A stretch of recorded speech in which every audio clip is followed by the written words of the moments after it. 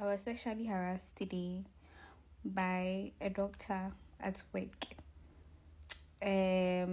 Maybe he might think it's not an harassment, but I see it as an harassment because if you are touching my butt several times, then that means you know what you are doing.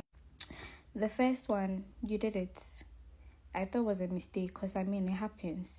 The second time too, you did it. I thought it was a mistake because it happens. Like sometimes they'll tell you to, take this for me, and then they'll come in your way and mistakenly their hand will touch you or something. So I thought it was a mistake.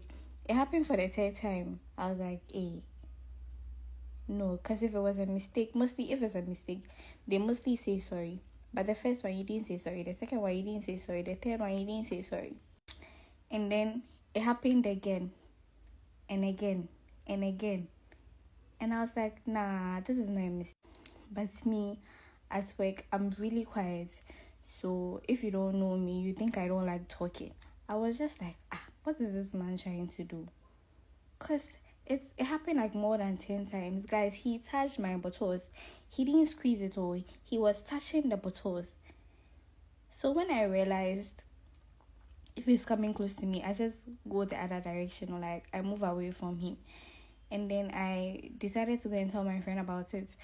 So when I was telling my friend about it, another rotation nurse was standing beside him. And I was like, this doctor has been touching my ass. I thought it was a mistake. And then the rotation nurse was like, Odiayo. That means that's what he does. And mind you, the man is married. He's a married man. He's not like a small doctor or a pension funny. And I did not find it funny at all, because imagine they are doing that to like students, nurses and stuff at the ward. That's so why are you touching people's ass at the hospital? I didn't give you consent to do that. And then it just made me remember the time I was harassed in school, like sexually harassed in school. And I told my school authorities about it, and they didn't do anything about it.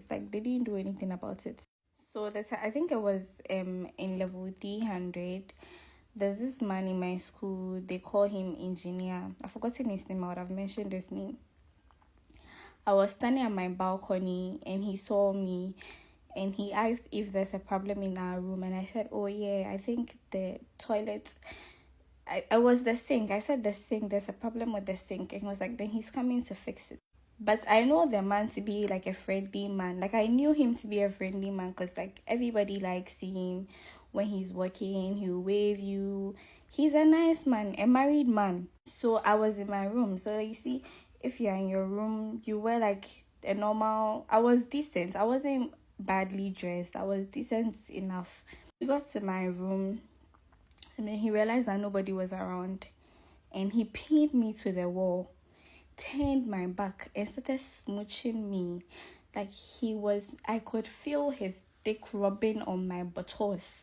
He was doing it. I was trying to like let go, but he's a man and he's stronger than me. I couldn't resist. Like I was like, please let me go, I beg you. I was like, why am I scared? Do I have a boyfriend? Is my boyfriend in Koforidua? When my boyfriend talk, nobody has to know about it. I shouldn't work. And I was so sad. I was like, please, I beg, let me go. Please, I beg, let me go. And he said, have I eaten? What will I eat? He wants to buy food for me. I was like, no, I beg you, let me go. I beg you, let me go. I think I used the last strength I had in me, and I pushed it. And then I don't know what happened. God touched his heart and he left me alone.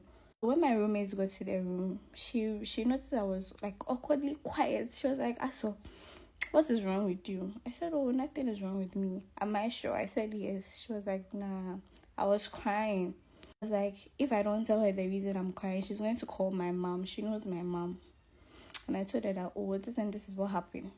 And she told me to call my mom and inform her. And my mom doesn't have like a coma. She doesn't have that patience. She would have come to the school and come and disgrace the man, and everybody would have heard of the story. So I told her that, oh no, please, I can't call my mom. She was like, if I don't call my mom, she's going to call my mom for me. Because she has my mom's number. It's like, no, I'll call my dad instead. I called my dad, and I was crying, and I told him what had happened, and immediately we ended the call. I had a call from the administration to come with my roommates. We're three in a room. So I went with my roommates is called Mary. One person is called Mary, one person is called Kabuki. So I went with Mary and Kabuki. We went to the administration. They asked what happened, and I narrated everything to them.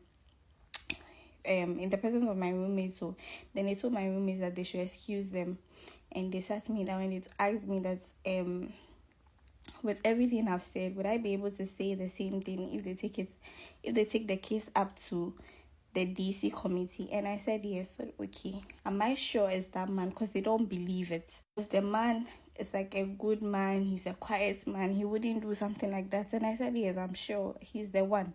I think the man is called Mr. Frank. I've remembered his name now. So they told me that, the president and the wife are currently out of the country. So when the wife comes, they said when the president and his wife come, they're going to call for a meeting. And I said, okay. So I was looking forward to that meeting because my dad was giving me pressure. My dad called them. And they asked me why I called my dad. Like, imagine if it was my dad was driving or something, my dad would have gotten an accident. Like, I've really scared my dad. BBNA, I should come to them first. I shouldn't call my dad or my parents. Like, I should let them know first before I involve my parents. And I said, okay, no, when my dad called, he threatened to make it like a police case. My dad was actually on his way to Koforidua. Like, he said he's driving there right now if they don't take the man to, like, the police station and all that. And they said, oh, no, they're going to handle it. My dad shouldn't worry about it. Like, for the past, like, that whole week, my dad kept on calling me to ask me what's the updates. I'm like, Dad, I'm not hearing anything from them. They said the president has traveled, and when she comes, she'll call me. I mean, the president's wife, because she was in charge of the hostel. So when she comes, she'll call me and all that. Okay. One time, I remember I was going home. Like, I waited for them like 2 weeks. I'm not hearing anything from them. I was going home, and they called me. Why am I? I said, oh, I'm going home. They said, can I come? I said, no, I'm going home. I'm already at the station. So, okay, then when I come back, we'll talk. I said, okay. So I was at the hostel one day, and I heard my name, Clara. The president's wife is looking for you. I went downstairs to go and meet her. I was like, finally, they're going to query this man, right? This thing is even funny for me. Only for me to get downstairs, she was like, how are you? I said, I'm fine. She looked at her balcony and she said, oh, we've hung the mob on the wall. We shouldn't do that because it will destroy the painting. Tomorrow she'll come and check.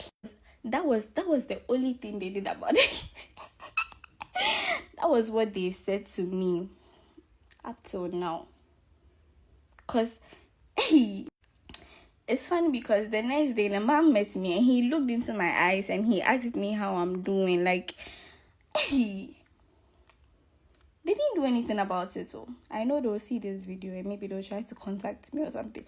But they didn't do anything about it. And they told me that why did I tell my roommates about it, because they can use it to laugh at me on my wedding day. They can be saying, they can be whispering it and then they'll be laughing about it. Like, Mary and Kabuki will laugh about this issue. They pushed me here, so why would they do something like that? Like, do you get? I just want to end by saying, if you're a married man, please respect yourself and please respect your wife and stop disgracing yourself in public. And to some of the women too, when someone comes to you and tells you that she's been sexually assaulted or harassed, don't think that because you know the person that's involved, it means she's telling lies. What happens to women supporting women? I know that sometimes some people lie, but I mean... And then lastly, I just want to say that to those people that will come out to say that, oh, this person has harassed me or this person has done this to me, and then you be like, you deserve it. What were you wearing? What were you doing in this office? Someone didn't make